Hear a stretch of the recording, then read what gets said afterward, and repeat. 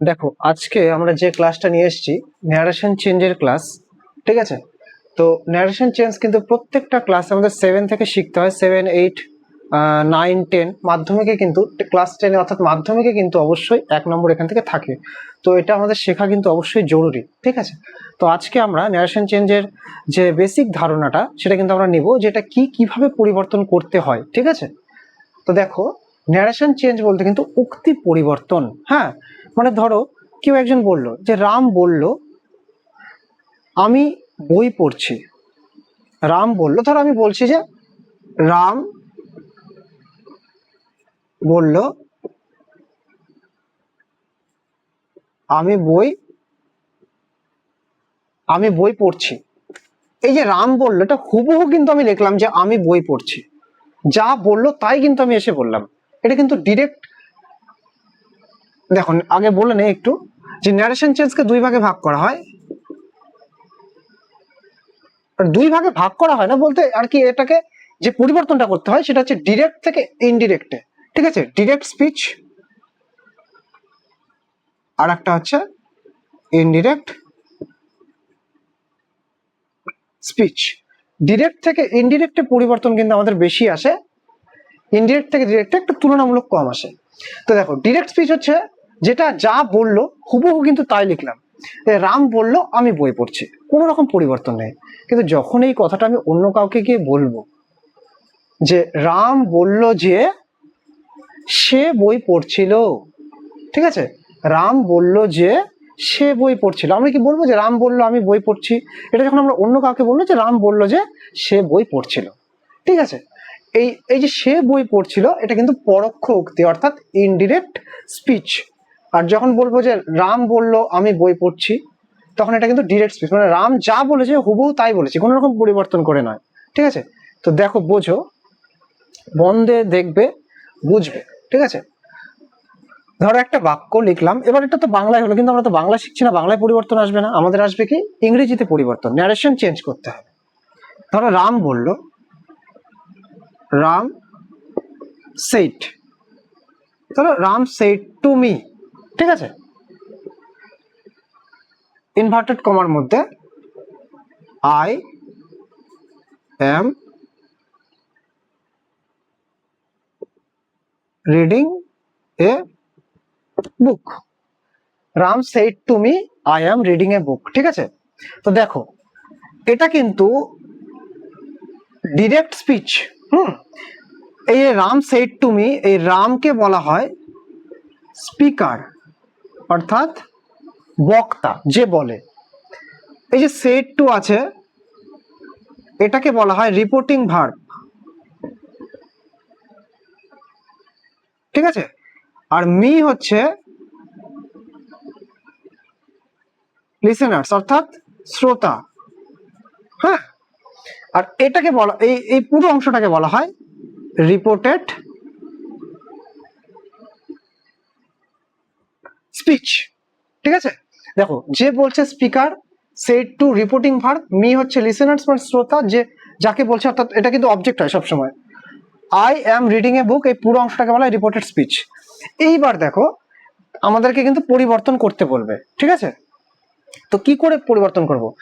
এবার দেখো, কতগুলো জিনিস কিন্তু মনে রাখতে হয়। এটা তো একটা আমি উদাহরণ দিচ্ছি ঠিকই আছে, কিন্তু আমাদের কিন্তু কতগুলো জিনিস মনে রাখতে হয় যে ন্যারেশন চেঞ্জ করতে গেলে কিন্তু 3টা নিয়ম আমি বলি। ঠিক আছে, যদি রিপোর্টিং ভার্বটা পাস্ট টেন্সে থাকে, রিপোর্টিং ভার্বটা যদি পাস্ট টেন্সে থাকে, তাহলে কিন্তু রিপোর্টেড স্পিচের এই যে অংশটা, টেন্সটা কিন্তু পরিবর্তন হয়ে যায়। সেগুলো কিভাবে পরিবর্তন হয়? এটা যে সেইট থাকে বা সেইট টু থাকে, যাই হোক না কেন, যদি পাস্ট টেন্সে থাকে তাহলে এটা কিন্তু টেন্স পরিবর্তন হয়। যদি কি হয় পরিবর্তন হয়, যদি সিম্পল প্রেজেন্ট থাকে, ধরো সিম্পল আমি লিখছি না, তোমরা মনে রাখো, সিম্পল প্রেজেন্ট থাকলে সিম্পল পাস্ট হবে। ঠিক আছে, প্রেজেন্ট কন্টিনিউয়াস থাকলে পাস্ট কন্টিনিউয়াস হবে, প্রেজেন্ট পারফেক্ট কন্টিনিউয়াস থাকলে পাস্ট পারফেক্ট কন্টিনিউয়াস হবে। ঠিক আছে, তারপরে যদি সিম্পল পাস্ট থাকে তাহলে কিন্তু পাস্ট পারফেক্ট হবে, মানে প্রেজেন্ট গুলো সবসময় পাস্ট হয়ে যায়, প্রেজেন্ট পারফেক্ট থাকলে পাস্ট পারফেক্ট। কিন্তু যখন আবার আমরা পাস্টে চলে যাব, যদি এই অংশটা সিম্পল পাস্টে থাকে, ওটা কিন্তু পাস্ট পারফেক্ট হয়ে যাবে। যদি পাস্ট পারফেক্ট থাকে তাহলে কিন্তু কোনো রকম পরিবর্তন হবে না। এছাড়াও যদি কোনো মডাল থাকে, ক্যান, শ্যাল বা উইল এগুলো কিন্তু উড, শুড, কুড এগুলো পরিবর্তন হয়। ঠিক আছে, এগুলো তোমরা গ্রামার বই পেয়ে যাবে, অসুবিধার কিচ্ছু নেই। ঠিক আছে, এগুলো গ্রামার বই পেয়ে যাবে যেগুলো পরিবর্তন হয় যদি এটা পাস্ট টেন্সে থাকে, মনে রাখবে। হ্যাঁ, আর যদি প্রেজেন্ট অথবা ফিউচার টেন্সে থাকে, যদি এটা শেষ থাকতো অথবা উইল সে থাকতো, তাহলে কিন্তু এখানে টেন্সের কোনো রকম পরিবর্তন হতো না। শুধুমাত্র আমরা এই স্পিচটাকে ডিরেক্ট থেকে ইনডিরেক্ট করে দিতাম। ঠিক আছে, এই যে আমির জায়গায় সে করে দেব। দেখো, তো এইটা দেখো আমরা পরিবর্তন করব কিভাবে। রাম সেড টু এর বদলে টোল্ড হয়। ঠিক আছে, এটা আমরা একটু মিশে দিচ্ছি। সেড টু এর বদলে কিন্তু সবসময় টোল্ড হয়, মনে রাখবে। সেড টু না থাকে, যদি শুধু সেড থাকতো তাহলে কিন্তু সেডই বসতো। ঠিক আছে, তাহলে সেড টু এর বদলে কি আসে? Told. Ram told me, inverted comma উঠে গিয়ে এক্ষেত্রে দ্যাট বসবে। এবার আমি বলি, 5 রকম সেন্টেন্স থাকে। ঠিক আছে, assertive, interrogative, imperative, optative, exclamatory, প্রত্যেকটার কিন্তু একটু একটু নিয়ম পরিবর্তন হয়। মানে মাঝখানে কি বসবে, টেন্সের কোনো ব্যাপার না, টেন্স তো অবশ্যই যতটুকু পরিবর্তন হওয়ার হবে, কিন্তু মাঝখানে কি বসবে, কোথায় কি বসবে, তাদের একটু নিয়ম কারণে পরিবর্তন হয়। সেগুলো আমরা প্রত্যেকটা সেন্টেন্স অনুযায়ী কিন্তু আমরা ন্যারেশন চেঞ্জ শিখবো। ঠিক আছে, তো দেখো চট করে দেখে নাও। Ram told me that, Ram told me that. তাহলে এই যে ইনভার্টেড কমা উঠে গিয়ে কিন্তু মাঝে বসলো দ্যাট, মনে রাখো। হ্যাঁ, লিঙ্কার। হ্যাঁ, এই যে দেখো, এবার আমি বই পড়ছি, তখন কিন্তু বলেছিলাম যে আমি একটি বই পড়ছি।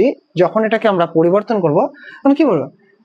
কে বলছে? এই আমিটা কে আসলে? রাম, তাই না? আমিটা হচ্ছে রাম। তাহলে রাম যদি তার সাবজেক্ট ফর্ম কি হবে? হি। রাম তো ছেলে, অবশ্যই হি হবে। ঠিক আছে, এইবার দেখো প্রেজেন্ট কন্টিনিউয়াস টেন্সে আছে আই অ্যাম রিডিং, এটা কিন্তু হয়ে যাবে পাস্ট কন্টিনিউয়াস টেন্স। ঠিক আছে, তাহলে হি এর সঙ্গে কি বসে? ওয়াজ। রিডিং, রিডিংই থাকবে। এবার তোমাদের টেন্সের নিয়মটা কিন্তু একটু জানতে হবে, যে না প্রেজেন্ট কন্টিনিউয়াস টেন্স আমরা কিভাবে চিনবো। অ্যাম ইজ আর থাকলে তার সঙ্গে ভার্বের সঙ্গে আইএনজি থাকলে কিন্তু অবশ্যই প্রেজেন্ট কন্টিনিউয়াস হয়। আর এখানে যদি ওয়াজ ওয়্যার হয় এবং ভার্বের সঙ্গে আইএনজি থাকলে অবশ্যই পাস্ট কন্টিনিউয়াস টেন্স হবে। এগুলো তোমাদের প্রাথমিক ধরনের টেন্সের অবশ্যই রাখতে হবে। হি ওয়াজ রিডিং এ বুক। দেখো কত সোজা, দেখো ইজি। রামের জায়গায় রাম বসলো, সেড টু এর বদলে টোল্ড বসলো, মি বসলো। ঠিক আছে, এই লিঙ্কারটা উঠে গিয়ে দ্যাট বসলো। এই আয়ের জায়গায় কি বসে গেল? হি। কারণ দেখো আই মানে আমি, তখন অন্য কাউকে গিয়ে কি বলবো? সে। সে বই পড়ছিল, তাই না? তাহলে আয়ের জায়গায় হি হয়ে যাবে। হি ওয়াজ রিডিং এ বুক। বুঝতে পারলে?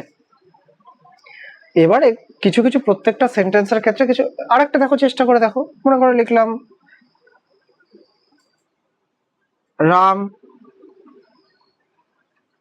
said that, said comma inverted comma I have done the work। ঠিক আছে, বোঝো। দেখো তোমরাই করো। রাম, এখানে কি said to আছে? নাই, saidই বসাবো। ঠিক আছে, ইনভার্টেড কমা উঠে গিয়ে কি বসবে? দ্যাট। আইটা কে, কে কাজটা করেছে? রাম। তাহলে আয়ের বদলে কি বসবে? যেহেতু সে ছেলে। ঠিক আছে, তাহলে হি। এইবার প্রেজেন্ট পারফেক্ট টেন্স থাকলে কি হয়? প্রেজেন্টের টেন্স গুলো কি বলেছিলাম? পাস্টে হয়, পাস্ট পারফেক্ট। হি হ্যাড, ঠিক আছে, ডান দা ওয়ার্ক। এইবার সবই ঠিক আছে, এবার আরো কিছু কিছু পরিবর্তন হয়, বুঝলে? সেগুলো হলো যে ধরো টু ডে থাকলে দ্যাট ডে বসে। এরকম কিছু কিছু পরিবর্তন হয়। টু নাইট যদি থাকে দ্যাট নাইট বসবে।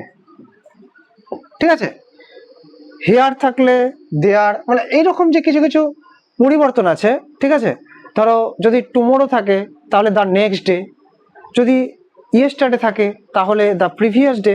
এগুলো কিছু কিছু পরিবর্তন আছে যেগুলো তোমরা যে কোনো গ্রামার বইয়ে 7 হোক 8 হোক 9 হোক যে কোনো গ্রামার বইয়ে কিন্তু এই এই কিছু কিছু রুলসগুলো পেয়ে যাবে যে না কি থেকে কি পরিবর্তন হয়। যদি এখানে টুডে থাকতো তাহলে কিন্তু ওটা, যদি লাস্টে টুডে থাকতো তাহলে কিন্তু ওটা হয়ে যেত দ্যাট ডে। বুঝে গেল? লাস্টে শুধু দ্যাট ডে লিখে দিতাম। বুঝতে পারলে? তো ভালো করে দেখে নাও, বোঝো। আমরা প্রত্যেকটা ক্লাসে আলাদা আলাদা সেন্টেন্সের আমরা শিখবো নিয়মগুলো, ঠিক আছে?